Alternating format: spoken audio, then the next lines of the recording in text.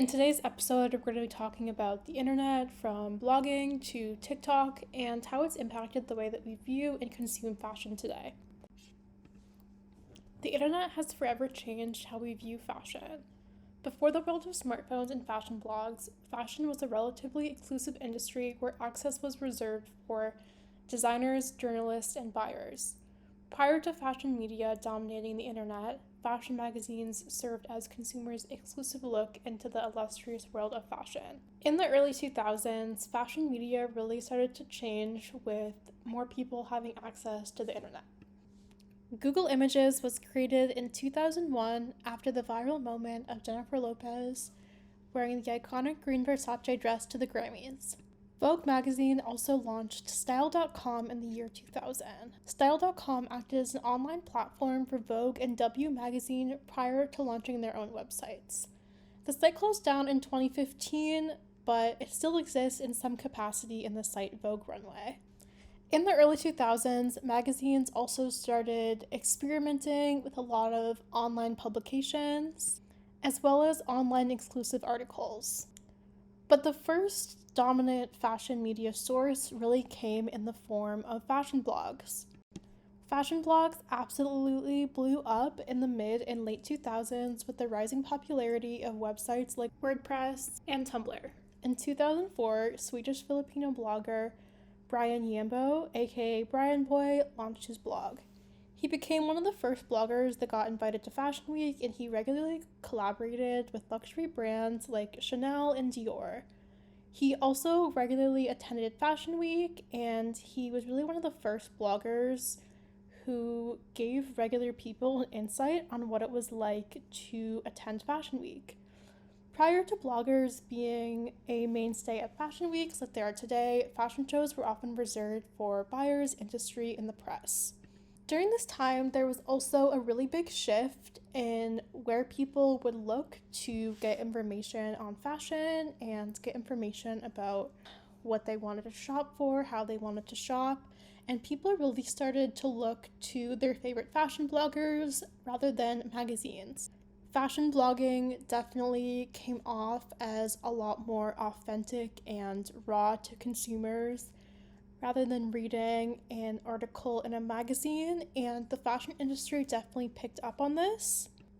I think pretty early on, a lot of these really huge fashion bloggers were being invited to fashion shows and being gifted high-end expensive products.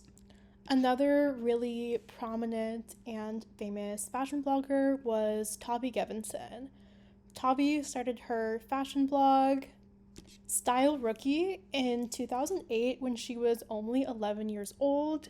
She used her blog as a place to document her outfits and her personal style, and she also had really interesting commentary on topics like feminism and current events in the fashion industry. She was super famous and popular for her really eccentric and playful sense of style, and also the fact that she was super young and became super successful at a super young age. Gevinson began to get invited to fashion shows, and she even famously sat front row at the Christian Dior Couture show in 2010, in which she controversially sported a giant bow hat that blocked the view of many of the audience members behind her. Despite all of the success that she achieved at such a young age, Tavi was often not taken super seriously by the mainstream fashion industry. A lot of prominent people in the industry weren't big fans of her, and a lot of people accused her of having people write articles for her and not writing her own content because she was so successful at such a young age. But she later launched her own zine titled Rookie Mag in 2011, which focused on fashion and feminism. She wrote for her own magazine as well as had a lot of collaborators. She continued to publish Rookie Magazine until 2018, and I feel like this really paved the way for people to sort of have their own opinions and sort of share freely their thoughts and have their own voice in the fashion industry. Today, Tabi still writes, and she's also an actress and has been on Broadway in shows like Gossip Girl. Another really famous fashion blogger was Leandra Medine, aka Man Repeller. The name Man Repeller was inspired by Medine's own personal philosophy of dressing for yourself rather than dressing for anyone else, or sort of dressing in a way to please men, which I think a lot of people really related to, as well as her really quirky and fun sense of style. A lot of other bloggers were either super minimalist, or they would blog a lot about what's trending, and I think Leandra really stood out because she was very firm in her personal style. And even if you look at pictures of her today or like 10 years ago, she still dresses the same, which I really love. Man Repeller was super successful for about a decade until Leandra stepped down in 2020. Leandra chose to step down from her company, Man Repeller, after facing backlash from mostly Black and POC employees who had been let go from the company at the beginning of the pandemic. Many of these employees later came forward describing a non-inclusive workplace and toxic company culture. Later that year, speaking out for the first time after stepping down from Man Repeller, Leandra was a guest on the podcast The Cutting Room Floor. The episode wasn't released until 2021 and sparked a lot of controversy after Leandra took basically no accountability for her actions. She spent the whole episode defending the criticism of her leadership style, favoritism culture, and her mistreatment of Black employees, saying that she was just a bad leader and that she did not personally consider herself racist. She also later recalls growing up on the Upper East Side and always thinking that she was on the brink of homelessness. I think this was the major wrong thing she said that made this article go so viral. She later talks about that her parents were from the Middle East and they were immigrants, and she didn't grow up quite as rich as the other students that attended her Upper East Side private school. The episode later sparked the viral The Cut interview. Upper East Sider realizes she's privileged, which went super viral along with the podcast episode itself. After Leandra left Man Repeller, I think it was rebranded to just Repeller, and they sort of tried to distance themselves from all the bad press that Leandra was getting, and I think the company actually shut down like a year or two later. I think the biggest takeaway from this is that we should always be super critical of the people that we look up to. There was so many people that came out after all this like information and controversy and were like, oh my gosh, I used to look up to her so much. I can't believe that she's like this. And I think it just really reminded me to always look at people with a more critical lens and not to idolize anyone. As the media landscape changed in the 2010s, fashion content became popular on other platforms, especially YouTube and Instagram. I remember when YouTube first kind of started blowing up, the thing to do was lookbooks. I remember I was always obsessed with people styling outfits and such, and the other big thing to do was these big clothing hauls and just a lot of fast fashion in general. A lot of these girls were making thousands off of their YouTube channels, but they still wanted to be really relatable to their more mainstream audiences. So the thing to do was these like big, giant Forever 21, H&M hauls. And I think that one of the biggest downfalls of fashion content being so popular online is how much it's really glorified overconsumption. Overconsumption, it's something that you can create content out of, is to go out and to buy so many clothes, and you're really normalizing it to your audience and saying it's normal to go out and buy like 10 or 20 pieces of clothing at a time. I remember people used to overconsume makeup too. It would be a thing to make videos about your makeup collection, and everyone would have this like giant dresser just full of makeup, like more makeup than one person could ever use. And these people weren't makeup artists, they would just like buy things for the sake of making content about how much stuff they owned. I think Instagram influencer culture also plays into this. There's this whole sort of idea that we've developed, I would say, in the past 10 or so, 15 years, that it's embarrassing to outfit repeat or to wear the same clothing more than once. And a lot of people, even people who aren't influencers, have also adopted this idea and played into this same narrative. And it's so damaging both for the planet and as well as on our wallets. It's not normal to be consuming clothing at the rate in which we do. And I think the internet has really played a big role in that.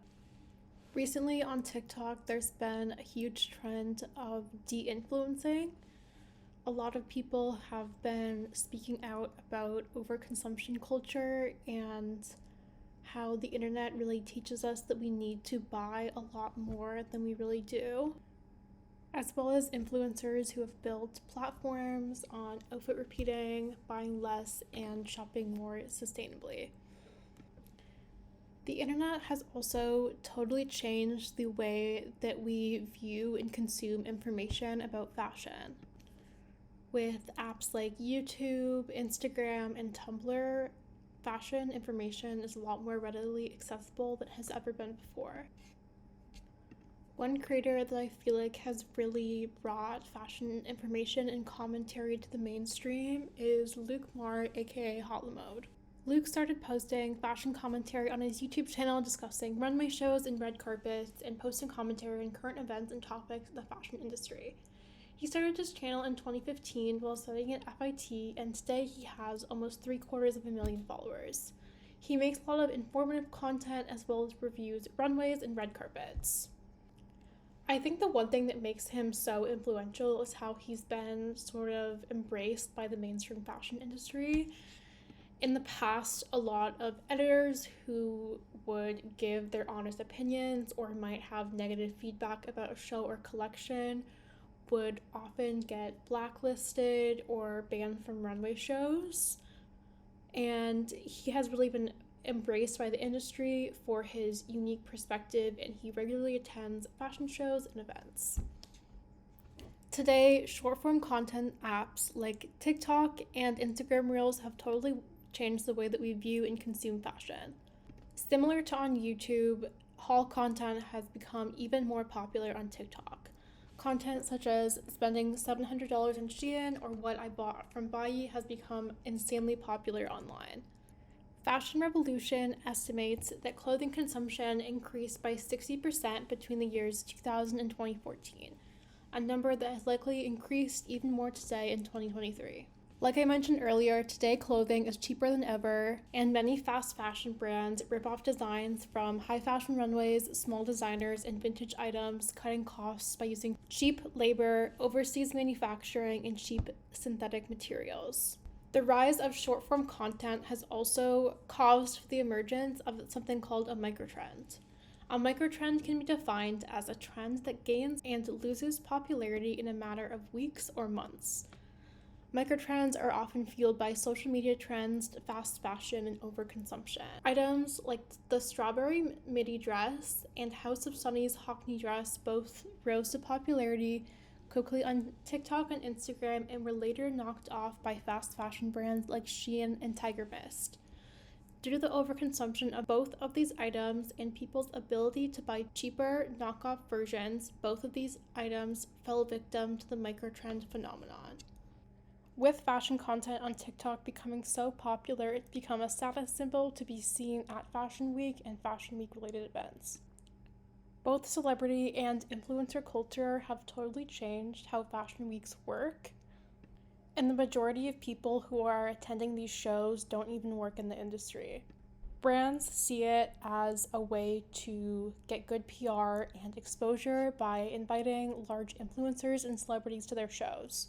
It's also been a trend online for people to share tips and advice on how to get invited to fashion shows. There were a few viral videos last season and fall of 2022 where people would share PR contacts for a lot of high-profile fashion brands such as Sandy Liang. PR representatives were quoted saying they had received 4 times the number of emails that season for requests to attend fashion shows than they had in previous fashion weeks.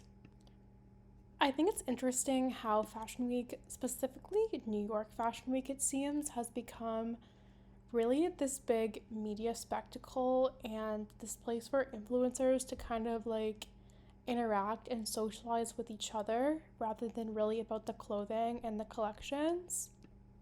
You also see a lot of fast fashion brands having Fashion Week events that are just for influencers specifically to create content. Fashion Week before used to be just more about these like high profile luxury brands, but influencer culture is really changing how Fashion Week works. It's almost like VidCon for how YouTubers is honestly how I see Fashion Week being for a lot of TikTokers. I don't want to hate on everybody, and I think there are a lot of people who do have the right to be there, but it's really interesting for me to see these people get invited to all these fashion shows and Fashion Week and get flown out when they have really no interest or stake in the industry itself. Celebrities also regularly attend Fashion Week.